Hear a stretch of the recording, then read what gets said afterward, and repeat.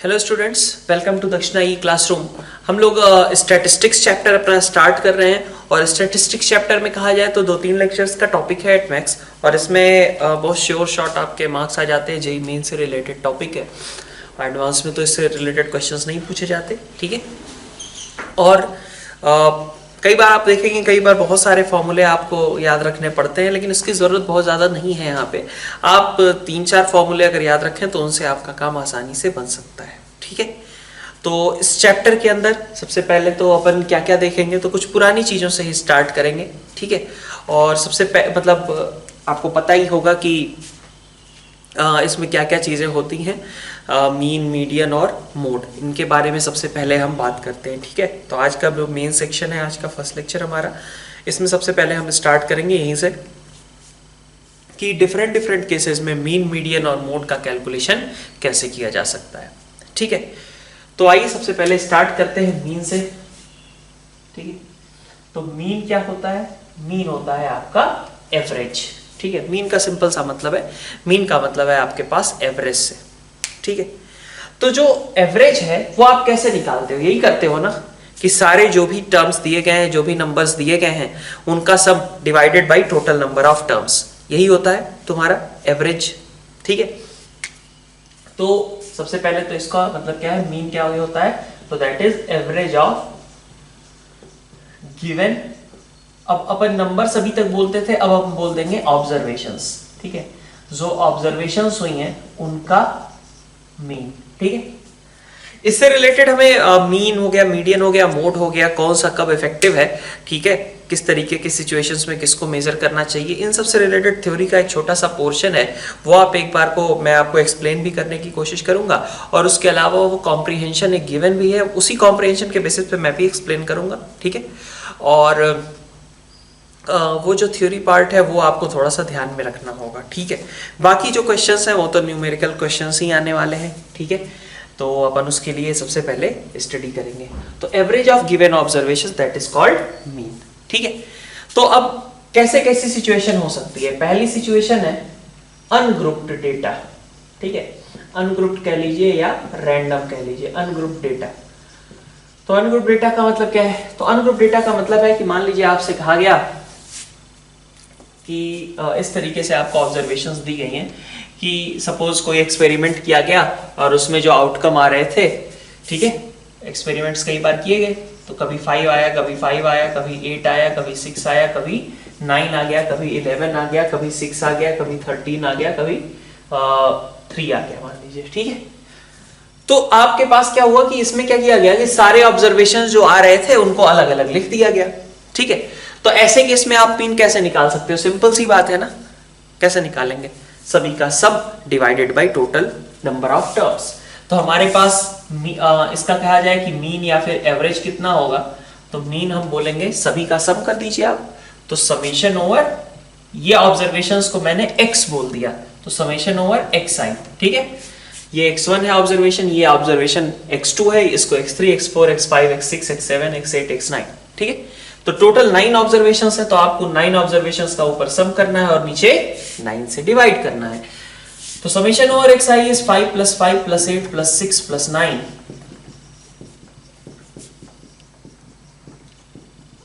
Upon 9, ठीक है। तो 10, 8, 18, 18, 6, 24, 24 और 9, 35, 35, 11, 46, 46 और 9, 55, 55 और 13, 68, 68/9, ये आपका मीन हो जाएगा, बस, ठीक है। अब ये बात अगर आपको समझ में आ गई है तो बाकी चीजें आपको सीधी सीधी समझ में आ जाएंगी, आपको कोई भी मीन के लिए फॉर्मूला याद रखने की जरूरत नहीं पड़ेगी, ठीक है। कैसे? आप देखिए, एक सिचुएशन तो हमने दे दी इस डेटा की, ठीक है। अब देखिए, इसी डेटा को हो सकता है कि कोई अदर फॉर्म में लिख दिया जाए, तो अदर फॉर्म में लिखने का मतलब क्या है? ऐसे लिख दिया गया इसी डेटा को, देखिए 5, एक ऑब्जर्वेशन 5 है, एक ऑब्जर्वेशन 8 है, एक ऑब्जर्वेशन 6 है, एक ऑब्जर्वेशन 9, एक है 11, ठीक है, एक है 13 और एक है 3, ये आपकी ऑब्जर्वेशंस है, ठीक है, ऐसा xi। तो ये सभी आपके ऑब्जर्वेशंस हैं। अब अगर आप देखेंगे, आप कहेंगे कि 6 एक ही बार लिखा, 5 आपने एक ही बार लिखा, जबकि यहां पे कितनी बार था? 2 बार था, ठीक है, तो अब क्या करो, उसकी फ्रीक्वेंसी लिख दो यहां पे, ठीक है, फ्रीक्वेंसी लिख दिया। फ्रीक्वेंसी मतलब 5 कितनी बार आ रहा था, 2 टाइम्स 8 कितनी बार आ रहा था, 1 टाइम 6 कितनी बार आ रहा था, 2 टाइम 9 कितनी बार आ रहा था, 1 टाइम 11 1 13 1 3 1, ठीक। तो अब ये सिंपल सी बात है ना, इसी डेटा को ऐसे लिख दिया गया। तो अगर आपको इस तरीके का टर्म दिया जाता है, ठीक है, सबसे पहले तो ये, अगर मान लीजिए डेटा आपको इस फॉर्म में दिया जाता है, तो इस फॉर्म में डेटा देने का मतलब क्या है, आप कैसे समझेंगे, आप सीधा सीधा समझो कि मुझे लिखा गया है 5 2 बार, 8 दिया गया है 1 बार, 6 दिया गया है 2 बार, 9 दिया गया है 1, 11 दिया गया है 1 time, 13 is also 1 time and 3 is also 1 time. तो आप सिंपल सी बात है ना, कुछ भी ऐसा दिया गया हो तो आप क्या करोगे, जितनी बार जितनी भी चीजें हो सबका सम करोगे, ठीक है, जैसे यहां आपने सम किया था, और divided by total number of terms लगाओगे। अब इसी के लिए लोग फॉर्मूला बना लेते हैं कि this is summation F I X I upon summation F आई। कोई जरूरत नहीं है, आपको ज्यादा आसान रहेगा, हर जगह आप समझ पाओगे अगर आप इस डेटा को समझ पाओ कि ये डेटा किस तरीके से लिखा हुआ है। डेटा लिखा हुआ है 2 times 5, 1 time 8, 2 time 6, 1 time 9, 1 time 11, 13 and 3, ठीक है। तो अगर मान लीजिए कि आपको एक रैंडम डेटा सेट दूसरा इस तरीके का दे दिया जाए, मान लीजिए इस तरीके से,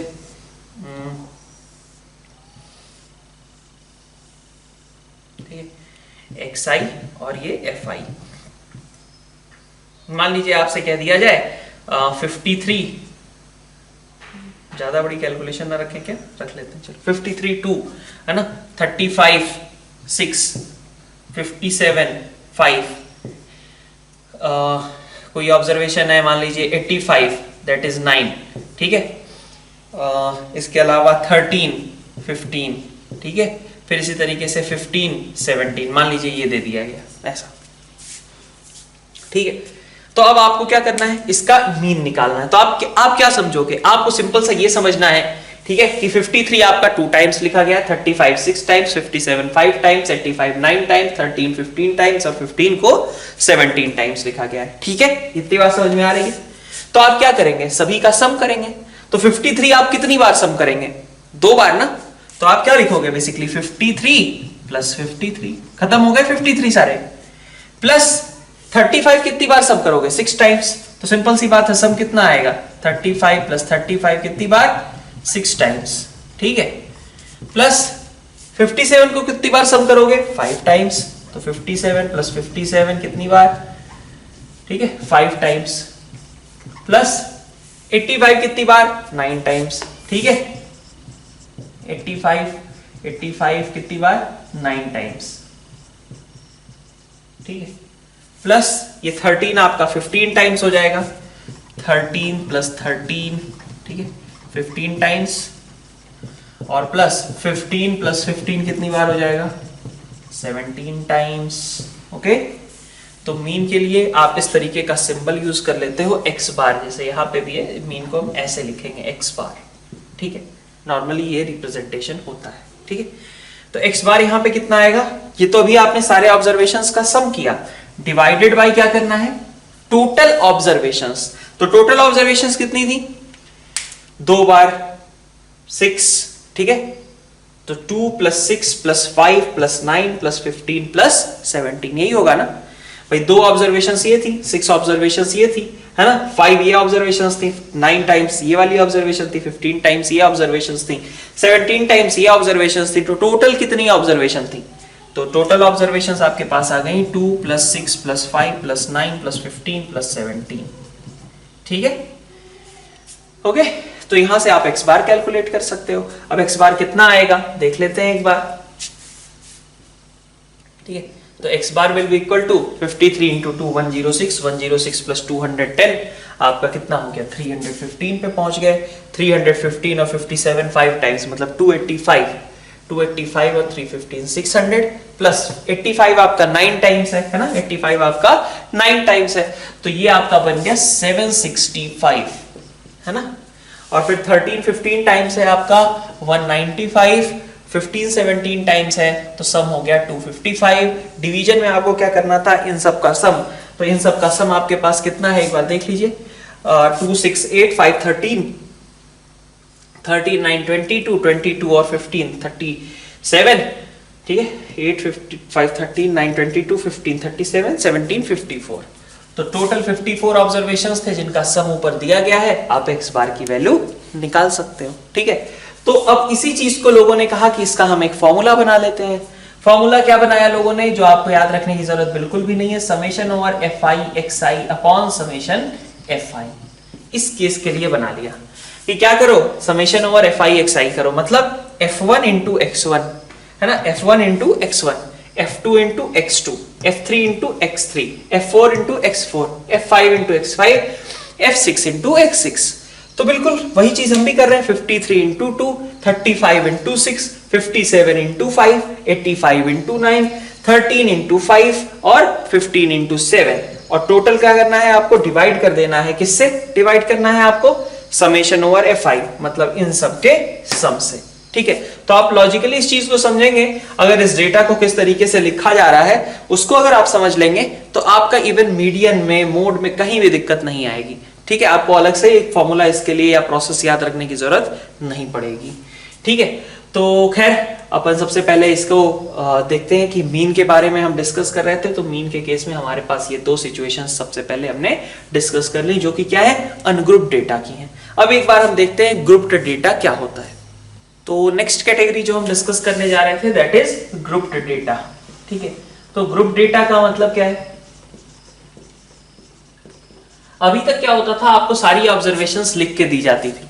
ठीक है, कि भाई 50 आपका 2 टाइम्स है ना, चाहे 50 भले 2 बार लिख दिया जाए या फिर उसको दिखा दिया जाए कि x मेरा i है और उसकी x मेरा 50 है और फ्रीक्वेंसी उसकी 2 है, ऐसे लिख दिया जाए। ठीक है, तो आपको अभी तक ऑब्जर्वेशंस एग्जैक्टली पता होती थी। ठीक है,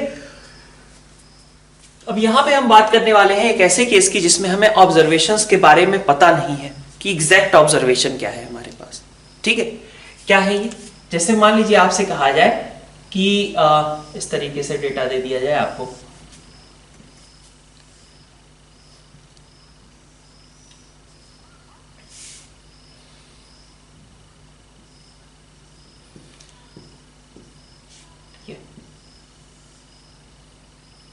या आपके पास मान लीजिए कि इंटरवल्स यहां पे दिए जाएं। ठीक है, इंटरवल्स और यहां पे फ्रीक्वेंसी। ठीक है, क्या मतलब है इसका, जैसे मान लीजिए आपसे कहा जाए कि जो आपने ऑब्जर्वेशंस लिए तो 0 से 10 के बीच में आपको 3 ऑब्जर्वेशंस मिले, कितने मिले वो नहीं पता हमें कि क्या मतलब वो ऑब्जर्वेशन क्या थे, 6.5 था, 2.5 था, 0 था, मतलब सॉरी 0.5 था, क्या था, 9.5 था, नहीं पता। लेकिन ये पता है कि भाई 0 से 10 के बीच के ऑब्जर्वेशंस मुझे कितनी बार मिले, 3 टाइम्स मिले। ठीक है, तो आपको एग्जैक्ट नहीं ऑब्जर्वेशन पता है, लेकिन आपको ये पता है कि हाँ इस वाले ग्रुप में आपके पास 3 ऑब्जर्वेशंस हैं। फिर इसी तरीके से आप देखो, आपसे कहा जाए कि 10 से 20 के बीच, 10 से 20 के बीच मान लीजिए 5 ऑब्जर्वेशंस हैं। फिर आपसे कहा जाए 20 से 30 के बीच मान लीजिए आपसे 1 ऑब्जर्वेशन है। 30 से 40 के बीच आपको मान लीजिए कि 7 ऑब्जर्वेशंस मिल जाते हैं। ठीक है, फिर 40 से 50 के बीच में मान लीजिए आपको 2 ऑब्जर्वेशंस मिलते हैं, और 50 से 60 के बीच में मान लीजिए आपको कुछ 5 ऑब्जर्वेशंस मिल जाते हैं। ठीक है, तो आपसे कहा जाए कि इसका आप बताइए कि इस डेटा का मीन क्या है। ठीक है, अब आपका ऑब्जर्वेशन तो पता नहीं, अभी तक क्या होता था कि आपको ऑब्जर्वेशन पता होती थी, आप वो ऑब्जर्वेशंस को ऐड कर लेते थे। ठीक है, अब यहां पे मुझे ऑब्जर्वेशन नहीं पता है। ठीक है, तो थोड़ी मतलब एग्जैक्टनेस तो चली गई अपनी। ठीक है, एग्जैक्ट अगर हमें इंफॉर्मेशन नहीं, तो अपन कैसे मीन का कैलकुलेशन कैसे करेंगे। तो मीन के कैलकुलेशन के लिए सबसे पहले क्या करिए, ये जो इंटरवल्स आपके दिए गए हैं इनके मिडिल पॉइंट को, ठीक है, इनके मिडिल पॉइंट को आप अपना ऑब्जर्वेशन मान लीजिए। ठीक है, मतलब you have to convert it into something like कि आपका ऑब्जर्वेशन कुछ इस तरीके का है, इसको आप अगर XI वाले में एक तरीके से कन्वर्ट कर लें, ठीक है, तो आप क्या समझोगे, 0 से 10 मतलब आप उसको समझो 5। ठीक है, इसका मिड पॉइंट 5 की फ्रीक्वेंसी 3 टाइम्स है, आप ऐसे देखो। ठीक है, फिर इसी तरीके से 10 से 20 के बीच 5, तो 10 से 20 के बीच 5 है अगर, तो यहां पे आप क्या करो कि 15 आएगा मिड पॉइंट, इसकी फ्रीक्वेंसी 5। 20 से 30 25 है, उसकी फ्रीक्वेंसी 1। 30 से 40 35 है, उसकी फ्रीक्वेंसी 7। 40 से 50 के बीच 45 है, उसकी फ्रीक्वेंसी 2। ठीक है, फिर इसी तरीके से 55 की फ्रीक्वेंसी कितनी 5। अब इसका कैलकुलेशन तो आपको आता है ना, तो सिंपल सा कैलकुलेशन कर दीजिए। ये 5 3 टाइम्स आएगा तो 5 इंटू 3, 15 5 टाइम्स आएगा तो 15 इंटू 5, प्लस 25 इंटू 1 35 आपका 7 टाइम्स आएगा तो सम इतना हो जाएगा, 45 आपका 2 टाइम्स आएगा तो इतना हो जाएगा, 55 आपका 5 टाइम्स आएगा तो इतना हो जाएगा। डिवीजन में आपको टोटल नंबर ऑफ ऑब्जर्वेशंस मतलब समेशन ओवर fi, 3 यहाँ पे 5 यहाँ पे ऑब्जर्वेशंस है, 1 यहाँ 7 यहाँ पे 2 यहाँ पे 5 यहाँ पे, तो सारे ऑब्जर्वेशंस का सम कर लीजिए कितना है 3 प्लस 5 8 प्लस 1 9 प्लस 7 16 16 और 2 18 18 और 5 23। तो total number of observations are 23 whose sum is given in numerator। तो यहां से आपके पास कितना आ जाएगा 15 प्लस 75 90 हो गया, 90 प्लस 25 115 115 और 245 360 हो गए, 360 और प्लस 90 450 हो गए, 450 और 275 आपके पास कितना आ गया 725 और डिवीजन में आपके पास कितना है 23, तो आपके पास कितना आ गया 31 और 0.5 समथिंग कुछ आ जाएगा जो भी है आपका। ठीक है, तो ये आपका इस डेटा का मीन हो गया। तो ये डेटा आपको चूंकि एग्जैक्टली नहीं पता था, आपको क्या करना पड़ा, ऐसे डेटा के लिए आपको मिड पॉइंट लेना पड़ा हर एक इंटरवल का, और उस इंटरवल के मिड पॉइंट को ही आपने क्या मान लिया, अपना डेटा मान लिया और उसके हिसाब से कैलकुलेशन कर ली। ठीक है, तो बस इतना ही मीन में है।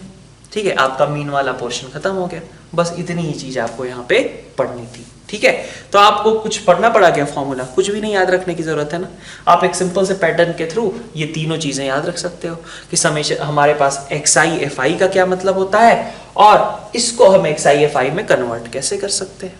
ठीक है, तो ये हमारे पास डिफरेंट केसेस हो गए मीन के लिए। अब अपन बात करते हैं मीडियन की। तो नेक्स्ट है हमारा मीडियन, और मीडियन का मतलब क्या होता है, मीडियन का मतलब होता है मिडिल टर्म। ठीक है, मीडियन का मतलब है कि आपके ऑब्जर्वेशन में सपोज आपने 16 ऑब्जर्वेशंस किए, 15 ऑब्जर्वेशन किए, तो 8th ऑब्जर्वेशन आपकी क्या आई थी प्रिसाइजली, उसको हम क्या बोलेंगे, मीडियन बोलेंगे। ठीक है, तो मीडियन क्या है, middle of the observations, middle of observation. ठीक है, पिछला क्या था, एवरेज था, और इस बार क्या है, मिडिल टर्म है एक तरीके से। तो बस मिडिल टर्म आपको निकालनी, बात समझ में आ रही है। तो मिडिल टर्म निकालने के लिए हम क्या करेंगे, हम उसको एक ऑर्डर में पहले अरेंज करेंगे। ठीक है, कि सभी ऑब्जर्वेशंस को मैंने असेंडिंग ऑर्डर में रख दिया या डिसेंडिंग ऑर्डर में रख दिया, फिर अब मेरे पास जो मिडिल वाली टर्म आ रही है उसको मैं बोलूंगा मीडियन। ठीक है, तो first arrange all data in किस फॉर्म में, in ascending or descending order, in ascending or descending order। ठीक है, सभी को डेटा को आप ascending या descending order में रख दीजिए। ठीक है, और उसके बाद क्या करना है आपको, find मिडिल टर्म। ठीक है, अब कैसे करेंगे मिडिल टर्म फाइंड वगैरह, इसके बारे में अपन आगे देखेंगे, डिस्कस करेंगे। ठीक है, ठीक है, आपके बहुत आसान सा चैप्टर है ये, आपको बहुत श्योर शॉट आपके 3 नंबर फिक्स कर देता है जेईई मेंस के अंदर। ठीक है, तो कोई ये सोचे कि हम बाद में पढ़ेंगे या लास्ट में देखेंगे, तो वैसा कुछ नहीं है, बहुत आसान सा टॉपिक है, आपको कुछ याद रखने की भी जरूरत नहीं है, खास 1-2 चीजें याद रखनी पड़ेंगी और उतने से आपके 3 नंबर श्योर हो जाएंगे। तो मुश्किल से अगर आप 2 से 3 घंटे इस चैप्टर पे दे देते हैं, ठीक है, मतलब पढ़ने में 2 से 3 घंटा और फिर करने में भी 2 से 3 घंटा, ठीक है, तो आपके 3 नंबर श्योर हो गए। और इतनी अच्छी रेट ऑफ रिटर्न आपको किसी भी चैप्टर से नहीं मिलती है। ठीक है, कि इतने कम टाइम में आपको बता दिया जाए कि हाँ भाई आपका 3 नंबर पक्का हो गया। ठीक है, तो इसलिए ये काफी इंपॉर्टेंट है चैप्टर इस सेंस से कि ये हमें नंबर स्कोर करने में काफी हेल्प करने वाला है। ठीक है, तो first arrange all the data in ascending और descending order, find middle term. ठीक है, अब आगे बढ़ते हैं। आपका मीडियन तो चलिए, आपके पास करना क्या होगा, सबसे पहले डेटा को आपने कहा कि आपके पास 2 टाइप के डेटा हो सकते हैं। पहला डेटा हो सकता है आपका अनग्रुप्ड, ठीक है, या रैंडम डेटा। तो अनग्रुप्ड डेटा अगर आपके पास दिया जाता है, ठीक है, तो 2 सिचुएशंस हो सकती हैं। अनग्रुप्ड डेटा का भी हमने 2 टाइप दिखा दिया। एक टाइप था जिसमें आपको XIFI दिया गया था, उसके पहले क्या था, रैंडमली आपको सारे ऑब्जर्वेशंस लिख करके दे दिए गए थे। तो मान लीजिए कि आपको ऑब्जर्वेशंस दे दिए गए 13 13 15 17 19 है ना, 11 12 12 13 12 5, ठीक है, 6, ठीक है, 8 19 13, ठीक है, 5, ठीक है, मान लीजिए ये दे दिया गया आपको, है ना। अब इसमें से कहा जाए कि आपका मीडियन क्या है, तो आप क्या करोगे, आप सबसे पहले इसको असेंडिंग या डिसेंडिंग ऑर्डर में लिख दो। तो आपने लिखना शुरू किया, सबसे पहले तो क्या होगा, सबसे पहले सबसे छोटा क्या दिख रहा है आपको, 5 दिख रहा है। 5 कितनी बार है, लिख लीजिए उसको, तो 5 5 है ना। फिर आपका 6 दिख रहा है, तो 6 भी आपने लिख लिया, ठीक है। तो क्या क्या लिख चुके हो, एक बार को उसको कवर करते जाते हैं। 5 5 6 हो गया आपका।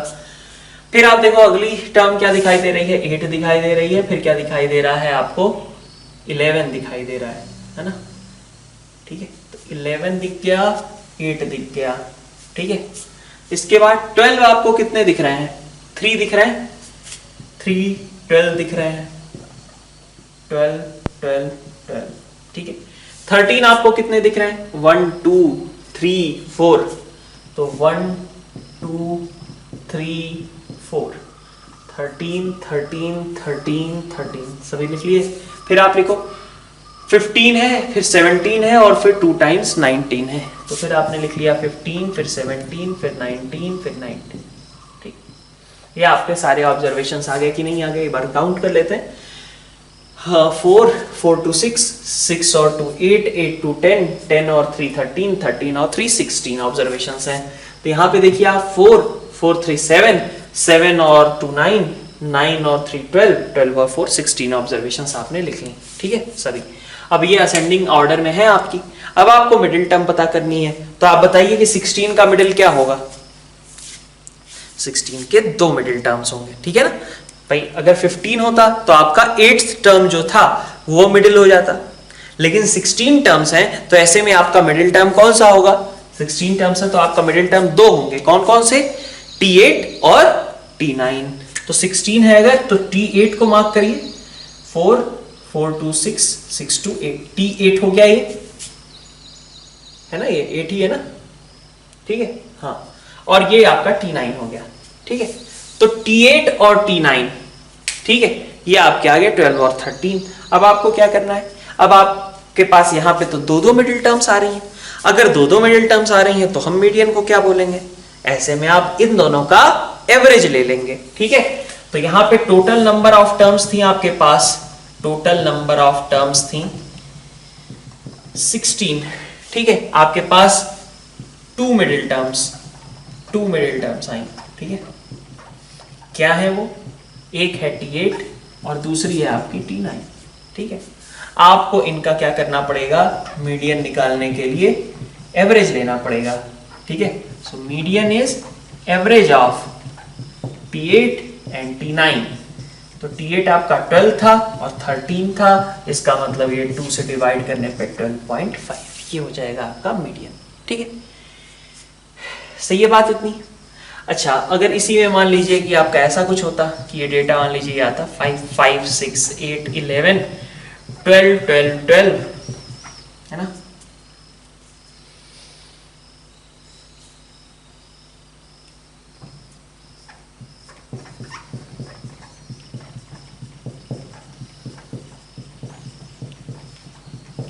ये डेटा होता, क्या चेंज किया मैंने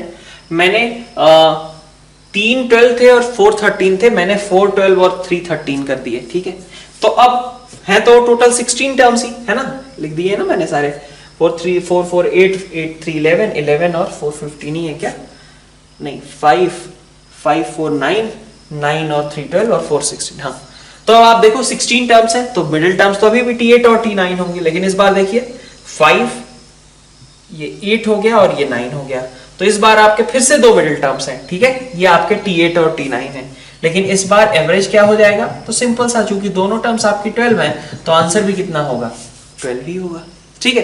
तो इस तरीके से आप मीडियन निकाल सकते हो, ठीक है बात। अब एक बार देख लेते हैं XIFI वाला केस, और अच्छा सॉरी, उसके पहले तो अभी एक और सिचुएशन देखते हैं। अभी हमने किसकी बात करी, नंबर ऑफ टर्म्स अगर आपकी इवन है, अगर आपके पास नंबर ऑफ टर्म्स ऑड हो जाए, जैसे मान लीजिए कि आपको दे दिया जाए इस तरीके का केस कि मेरे पास डेटा है 3 3 5 7 6 9, ठीक है, 2 11, कितने टर्म्स लिख दिए मैंने, और एक और टर्म लिख देता हूं मैं भाई, मान लो 2 ही लिख देता हूं, ठीक है। ये मान लीजिए आपके पास टर्म्स दे दिए गए। अब इनमें कहा जाए कि इसका मीडियन निकालिए, तो मीडियन निकालने का मतलब क्या है, मीडियन निकालने का मतलब होता है सबसे पहले आप सही ऑर्डर में लिख दो। तो 2 आप 2 टाइम्स लिखोगे, फिर 3 आप 2 टाइम्स लिखोगे, फिर 5 को एक बार लिखोगे, 6 को एक बार, 7 को एक बार, 9 को एक बार, 11 को एक बार, सारे टर्म्स लिख दिए क्या। तो देखो 4 2 6 3 9, यहाँ पे कितने हैं 3 3 6 3 9, सारे टर्म्स लिख दिए। हमारे पास टोटल नंबर ऑफ टर्म्स इस बार कितनी है, टोटल नंबर ऑफ टर्म्स, ठीक है, दैट इज इक्वल टू 9। तो हमारे पास मिडिल टर्म कौन सी होगी, मिडिल टर्म एक ही मिडिल टर्म होगी ना, कौन सी, 5 वाली, तो T5 आपका मिडिल टर्म होगा। फिफ्थ टर्म आप देख लीजिए कितना है, 5 है, तो that means T5 which is equal to 5, that should be your median, ठीक है। अब एक बार XIFI वाला केस डिस्कस कर लेते हैं। तो देखिए अगर मान लीजिए आपके पास इस तरीके का डेटा सेट दे रखा है, ठीक है, जहां 1 ऑब्जर्वेशन है और उसकी फ्रीक्वेंसी 2 है, 2 ऑब्जर्वेशन है उसकी फ्रीक्वेंसी 3 है, 3 एक ऑब्जर्वेशन है जिसकी फ्रीक्वेंसी 7 है, 4 है जिसकी फ्रीक्वेंसी 9, 5 की फ्रीक्वेंसी 1, 6 की 10, 7 की 2, 8 की 4 है ना। आपको सारे डेटा एग्जैक्टली दिए गए हैं, तो मीडियन आप एग्जैक्टली निकाल सकते हैं। कैसे निकालेंगे आप, ठीक है। अच्छा मान लीजिए थोड़ी देर के लिए मैं चेंज कर देता हूं, है ना, मैं लिख दूं यहाँ पे 8 मेरा 4 है, और मैं लिख देता हूं कि 5 मेरा, कितना लिखा था मैंने, 6 लिखा था क्या, 5 मेरा 1 है ना, मान लीजिए कि मैं ऐसा लिख देता हूं, ठीक है। तो भी कोई फर्क नहीं पड़ता, क्योंकि मैं जब इसको अरेंज करने जाऊंगा तो अरेंज करने टाइम पे मैं इसको सही तरीके से वापस से प्लेस कर दूंगा। मान लीजिए आप ओरिजिनल क्वेश्चन को ऐसा ही लिख लो, ठीक है, एक काम करो, ठीक है, आप ओरिजिनल क्वेश्चन को ऐसा ही लिख लो, ठीक है। अब मैं कहूंगा कि अब मुझे क्वेश्चन प्रोसीड करने के पहले क्या करना चाहिए, तो मुझे पहले 5 को उठा के यहाँ पे और 8 को उठा करके यहाँ पे रख देना चाहिए, ठीक है, ऐसा मैं बोलूंगा, ओके, ठीक है। अब आप देखिए कि अगर आपके पास सारे डेटा एग्जैक्टली लिखे होते तो कैसा दिख रहा होता आपको, आपको दिख रहा होता कि 1 आपका 2 टाइम्स लिखा गया है, ठीक है, फिर आपको दिख रहा होता कि 2 आपका 3 टाइम्स लिखा गया है, फिर आपको दिख रहा होता कि 3 आपका 7 टाइम्स लिखा गया है ना, ऐसे करके 1 2 3 4 5 6 7, ठीक है। फिर आपका 4 ऐसे ही लिखा गया होता, कितनी बार, 9 टाइम्स लिखा गया होता, ठीक है। फिर आपका एक बार 5 लिख देते आप, फिर आप 6 6 6 करके लिखना शुरू करते, कितनी बार, 10 टाइम्स लिख डालते, है ना उसे। फिर 7 आप लिख देते, जब वो खत्म होता तो 7 7 लिख देते, फिर आप 8 लिखना शुरू करते और 8 को भी 4 टाइम्स लिख डालते, यही होता ना। तो इसी चीज को कॉम्पैक्ट फॉर्म में ऐसे दे दिया गया, ठीक है। अब आपसे मान लीजिए कहा जाए कि इसका मिडिल टर्म क्या है, तो आप सोचोगे सबसे पहले क्या कि भाई नंबर ऑफ टर्म्स कितने हैं, ऑड है, इवन है, कितने, है ना। तो देखते हैं कितने टर्म्स होंगे, 2 + 3 5, 5 + 7 12, है ना, ठीक है, 12 और 9 21, 21 और 1 22, 22 10 32, 32 2 34, 34 और 4 38, 38 टोटल टर्म्स है। तो टोटल टर्म्स अगर 38 है हमारे पास, तो हमारे मिडिल टर्म्स कौन से होंगे, 19 और 20, ठीक है। तो आप देखो 2 टर्म्स यहां खत्म हो गए, ये 3 टर्म्स खत्म हो गए, ये आपके 7 टर्म्स खत्म हो गए, ठीक है। आपको कहां टारगेट करना था, आपका टारगेट था कि आपको T19 और T20 का एडिशन करना पड़ेगा और बाई 2 यही आपकी वैल्यू होगी। क्या होगा आपका, T19 और T20 का आपको एडिशन करना पड़ेगा और उसके बाई 2 यही आपका मीडियन कहलाएगा इस केस में, है ना। तो T19 कितना आएगा, देखिए जरा, 2 टर्म यहां खत्म, 3 टर्म्स यहां खत्म, 5 टर्म्स खत्म हो चुके हैं, प्लस 7 12 टर्म्स आपके खत्म हो गए, है ना। तो 19 टर्म में आपकी क्या है, 19 टर्म में भी 4 ही होगा ना भाई, यहां तक 12 टर्म्स खत्म हो गए, इसका 7th टर्म टोटल का 19th होगा और इसका 8th टर्म टोटल का 20 होगा। तो 19 टर्म क्या हो गया, 4, और 28 टर्म भी क्या हो गया, 4। तो ये आपका 4 है, ये भी आपका 4 है, बाई 2 आपका आंसर है 4, ठीक है, ये आपका आंसर हो गया, ठीक है। अपन एक आधा और क्वेश्चन देखते हैं इस तरीके के। मैंने इसी डेटा में थोड़ा सा मैनिपुलेशन कर दिया है, अब नया क्वेश्चन आप सॉल्व कीजिए खुद से, ठीक है। तो देखिए एक तरीके से क्वेश्चन नंबर 2 कह लीजिए, इस बार इसका आंसर क्या होगा। तो आप देखो टोटल नंबर ऑफ टर्म्स अभी भी मेरे पास कितनी है, आपके पास देखो 2 3 5 7 12, 12 7 19, 19 3 22, 22 और 10 32, 38 है। ठीक है, इस तरीके से आप लिखोगे। तो आप जब लिखोगे तो क्या आएगा, देखो 1 1 2 2 2 है ना, फिर 3 3 3 करके आप लिखोगे कितनी बार, 7 टाइम्स। ठीक है, 3 3 3 आपका 7 टाइम्स होगा। फिर आपके पास देखो ये वाली चीज आपकी 3 टाइम्स है।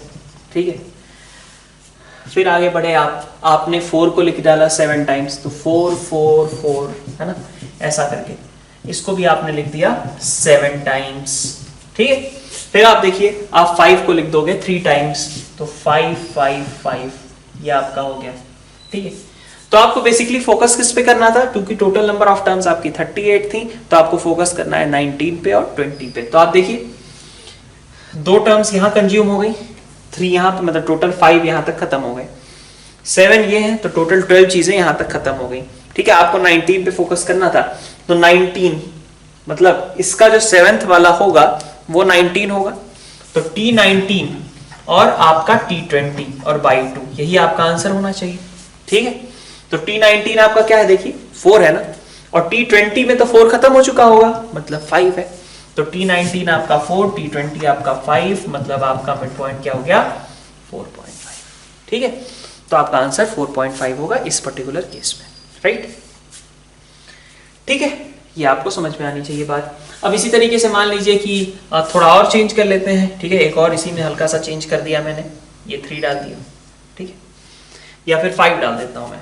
ठीक है, तो अब आपके पास कितने टर्म्स हो गए, तो एक बार देख लो, 39 हो गए क्या, 2 3 5 5 7 12, 12 7 19, 19 3 22, 22 और 10 32, 32 हाँ 39 टर्म्स हो गए। 39 टर्म्स अगर हो गए, ठीक है, इस केस के लिए देखो 39 टर्म्स अगर हो गए, तो 39 टर्म्स अगर हो गए तो आपका मिडिल टर्म कौन सा आएगा, 20।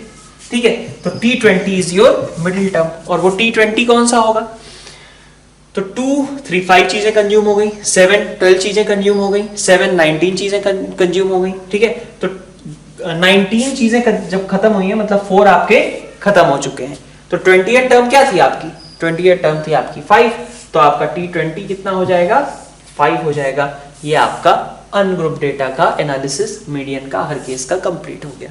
ठीक है, अब अपन देखते हैं ग्रुप डेटा। तो मान लीजिए कि ये ग्रुप डेटा वाली एक इंफॉर्मेशन दे रखी है और हमें इसके लिए मीडियन कैलकुलेट करना है। कैसे करेंगे, पहले मैं आपको फॉर्मूला बता देता हूं। देखिए, इसमें हम एक कंसेप्ट यूज करते हैं कि भाई क्लास मतलब इंटरवल और फ्रीक्वेंसी ये तो दे ही रखी है। ठीक है, हम इसमें एक और चीज ले आते हैं, वो है कुमुलेटिव फ्रीक्वेंसी। ठीक है, कुमुलेटिव फ्रीक्वेंसी का मतलब क्या है, वही कि जैसे आप ये फ्रीक्वेंसीज ऐड करते जाओ, है ना, तो आप देखो क्या बोलोगे, आप देखो आपके पास यहां पे कुमुलेटिव फ्रीक्वेंसी कितनी रहेगी, 5 ही रहेगी। ठीक है, जब आपका ये इंटरवल खत्म हुआ तो आपकी फ्रीक्वेंसी कितने ऑब्जर्वेशंस कंप्लीट हो गए, 5। फिर आपका जब ये दूसरा 10 से 20 वाला इंटरवल कंप्लीट हुआ तो आपके पास कितने ऑब्जर्वेशंस खत्म हो गए, 5 यहां खत्म हो गए थे, 8 यहां पे, तो टोटल 13 खत्म हो गए।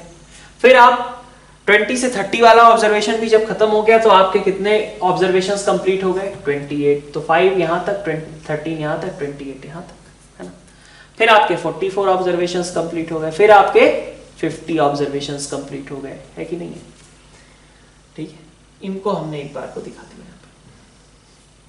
ठीक, तो टोटल अगर आपके पास 50 ऑब्जर्वेशंस थे तो सबसे पहले ये डिसाइड करिए कि आपका मिडिल क्या आएगा, मिडिल आएगा आपका 25 और 26। ठीक है, ठीक है, अब कई बार लोग पूछते हैं कि भाई 25 अगर मान लीजिए कि, चलिए मैं पहले बता देता हूं, 25 और 26 आएंगे इस केस में।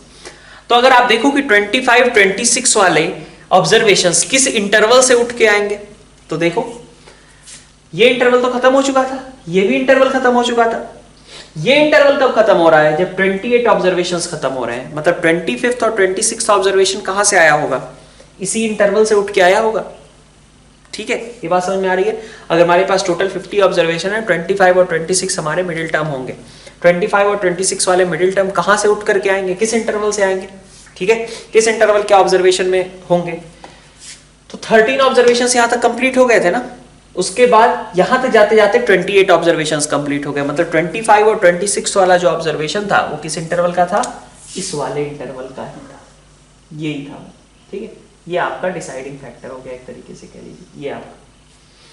ठीक है, अब अगर ये आपकी डिसाइडिंग टर्म है, ठीक है, डिसाइडिंग इंटरवल है, तो इसमें आप क्या करोगे, कैसे करोगे, मैं समझा देता हूं एक बार।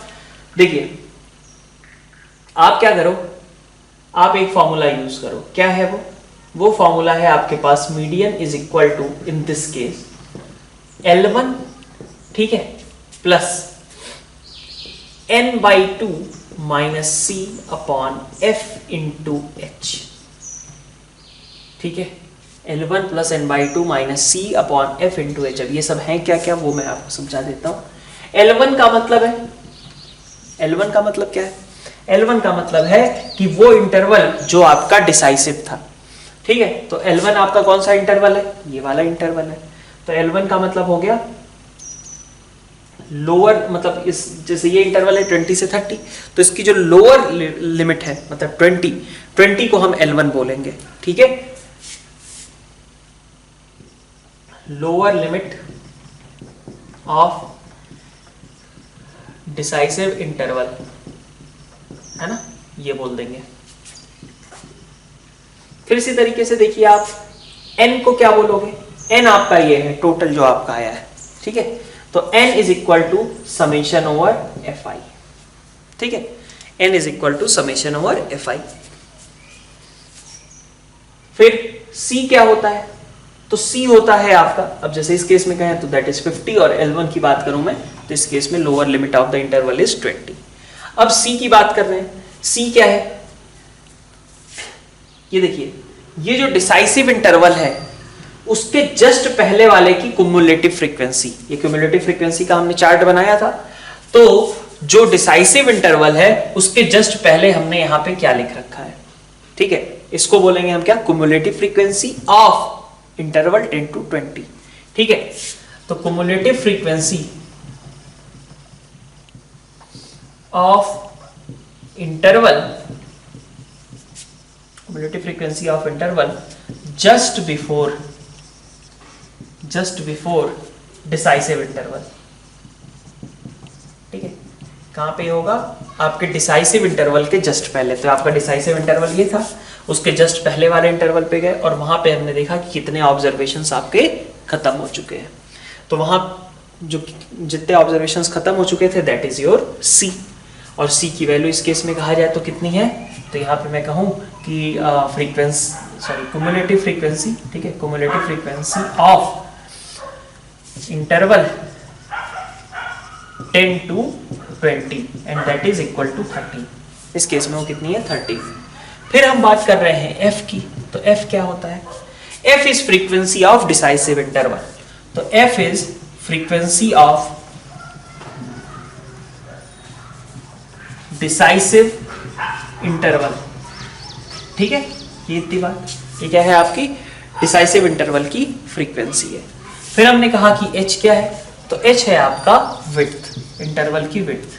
ठीक है, इंटरवल की आपके विड्थ है h।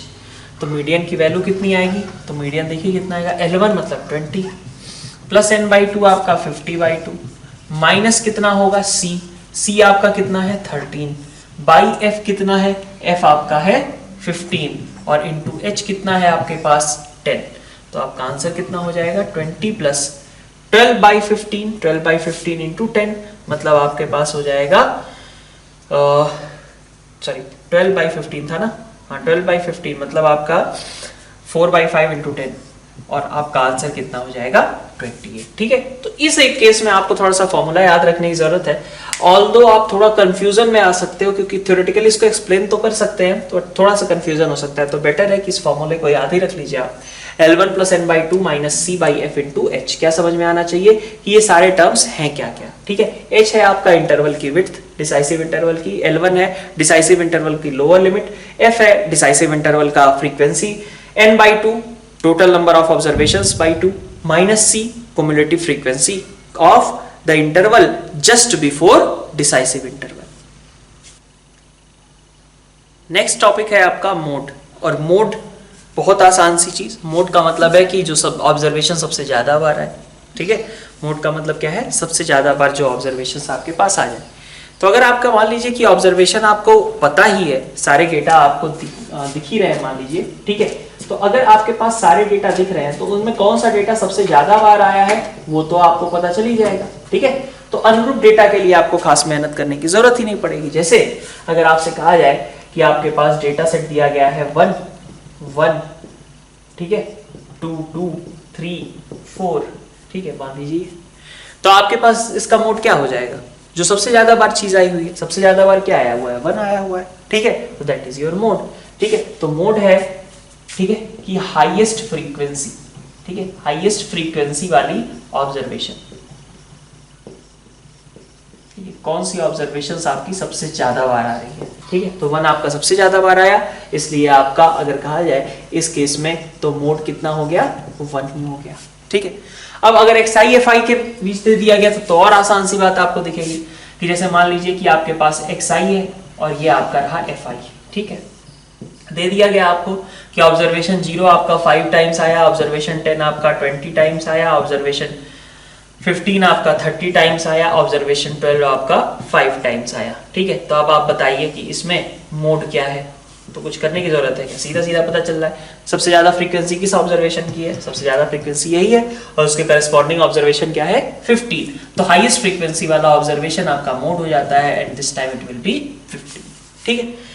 तो मोड ये दो केसेस तो हमने देख ही लिए। अब बचता है हमारे पास एक ग्रुप डेटा। ग्रुप डेटा के लिए आपको फॉर्मूला देखना पड़ेगा और वो मैं अब आपको एक्सप्लेन करता हूं।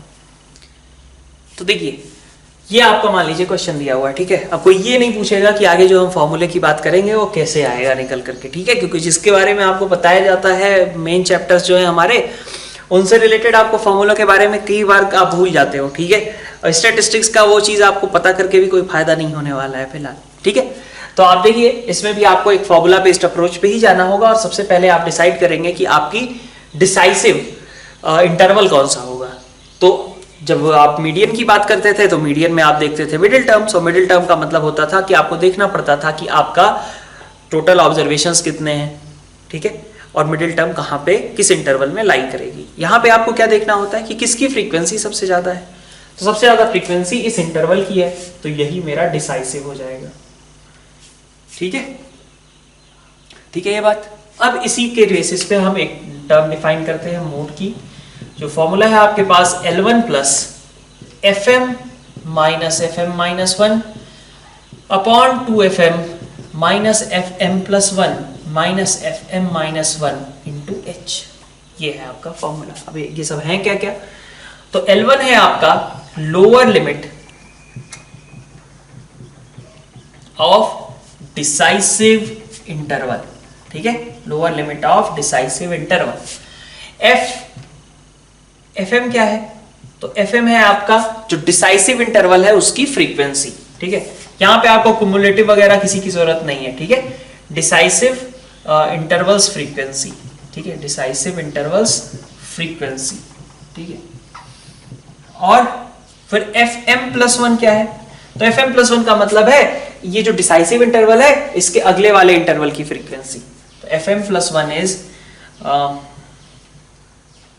Frequency of interval, frequency of interval just ahead of, just ahead of decisive interval, ठीक है,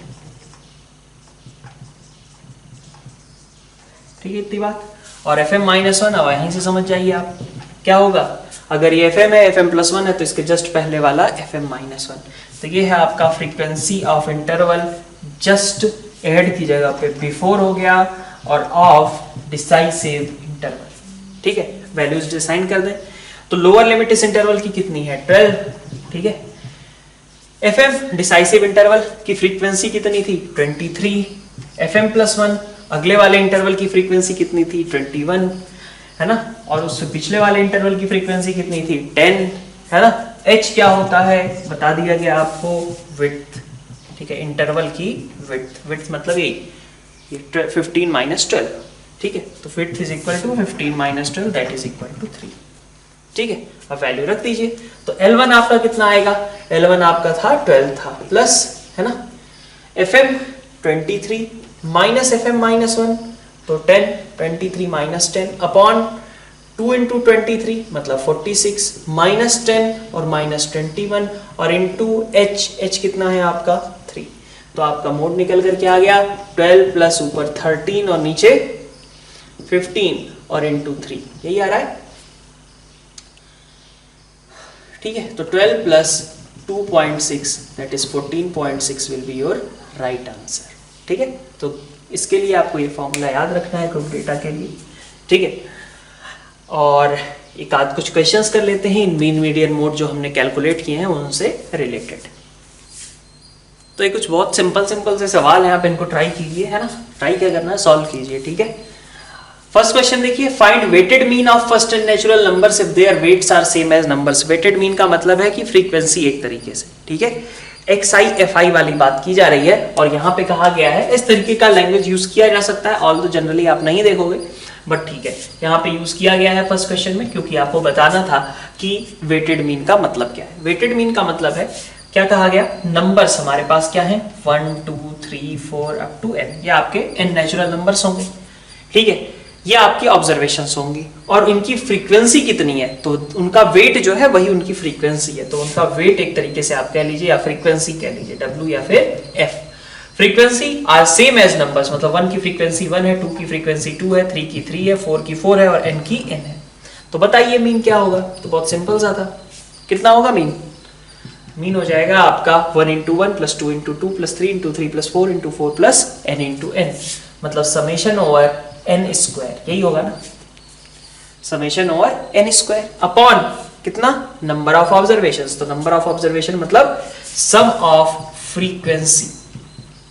ठीक है, sum of frequency, number of observations कितनी है आपकी, तो ऑब्जर्वेशंस आपकी n नहीं है, नंबर ऑफ ऑब्जर्वेशंस आपकी 1 plus 2 plus 3 up to n है। तो नंबर ऑफ ऑब्जर्वेशंस आपके लिए आ गए समय, ये हो गया n plus 1 2n plus 1 by 6, ये तो फॉर्मूला है और नीचे भी फॉर्मूला ही है, समेशन FI मतलब समेशन n, है ना, 1 से लेके n तक का sum which is n plus 1 by 2, और इसलिए आंसर क्या होगा आपके पास 2n प्लस 1 बाई 3, ये आपका करेक्ट आंसर हो जाएगा। सेकंड क्वेश्चन देखिए, सेकंड क्वेश्चन में mean income of a group of persons, बचपन में इस तरीके का सवाल करते थे, आप पढ़ो खुद से। ठीक है, 400 रुपीस का मीन है एक ग्रुप ऑफ पर्संस का, मान लिया उसमें n1 लोग हैं और n2 लोग हैं 480, जिनका मीन जो है 480 है, और हमें मीन इनकम बताना है कि मीन इनकम अगर 430 है टोटल, ठीक है, दोनों ग्रुप्स की combined, then ratio of number of persons in 2 groups. ठीक है, तो सॉल्व कर लीजिए आप। ठीक है, बचपन से करते आओ इस तरीके के सवाल। तो सेकंड क्वेश्चन में आप देखिए क्या कहा जा रहा है कि मान लिया 400 वाला मीन जो है उसमें n1 लोग हैं और 480 वाला जो मीन है उसमें आपके n2 लोग हैं। आपको क्या बनाना है, आपको बनाना है कि n1 प्लस n2 का जो मीन हो, n1 प्लस n2 लोगों का जो इनकम का मीन हो, दैट शुड बी 430। तो सिंपल सी बात है, 400 लोग और n1 400 मीन है और n1 लोग हैं, तो टोटल इनकम ऑफ ग्रुप कितना हो गया, टोटल इनकम कितना हो गया 400 n1, और इस बार टोटल इनकम कितना हो गया 480 n2। तो टोटल इनकम उस पूरे का कितना है 400 n1 प्लस 480 n2।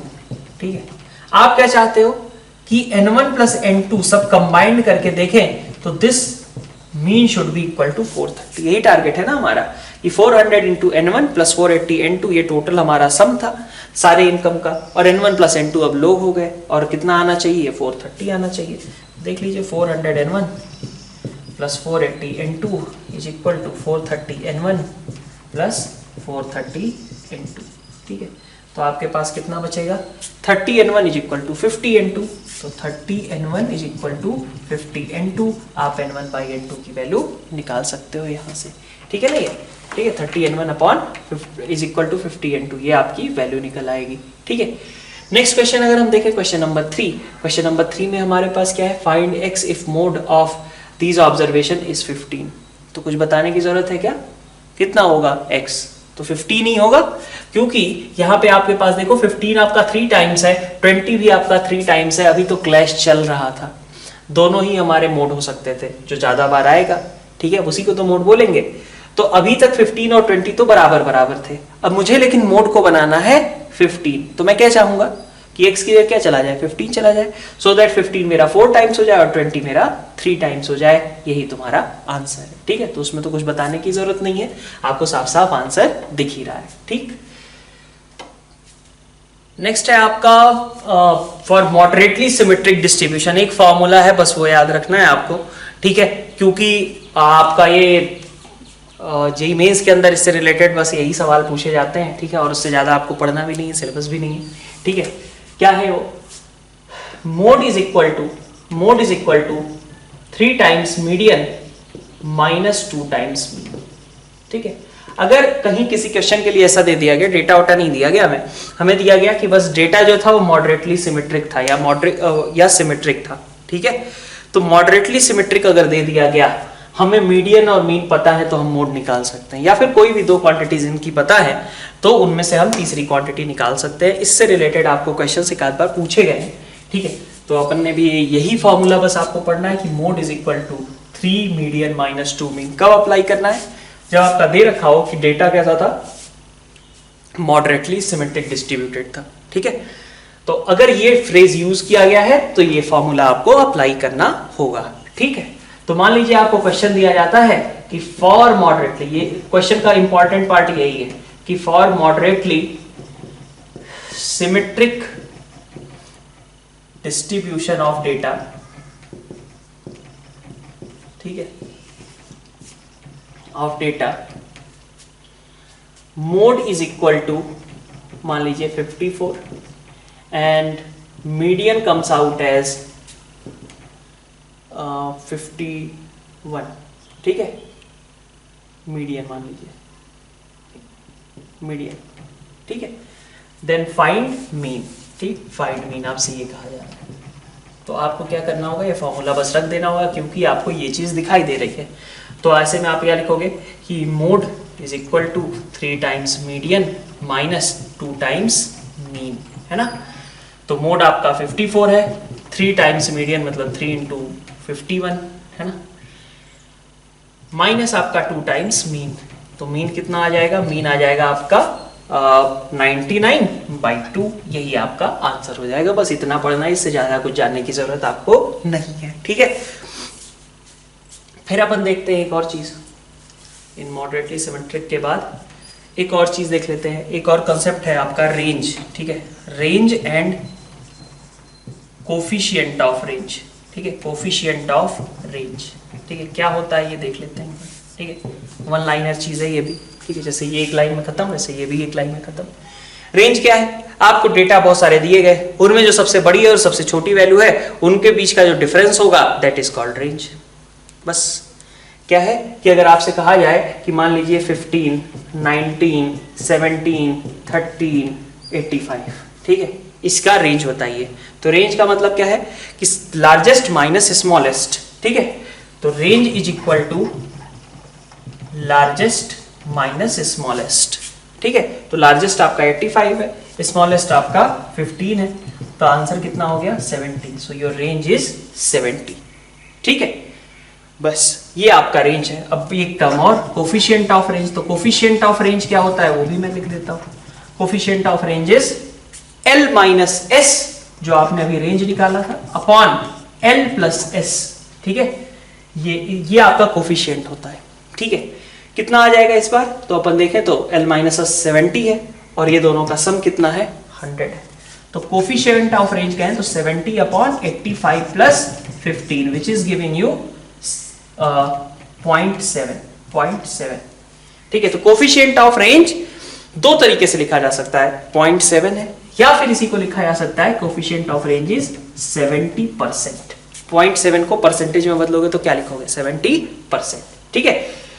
तो रेंज क्या है, range largest minus smallest. Coefficient of range क्या है, simple, largest minus smallest upon largest plus smallest. निकाला हमने, जो भी आया उसको 100 से मल्टीप्लाई करके हम परसेंटेज में भी रिप्रेजेंट कर सकते हैं, ठीक है।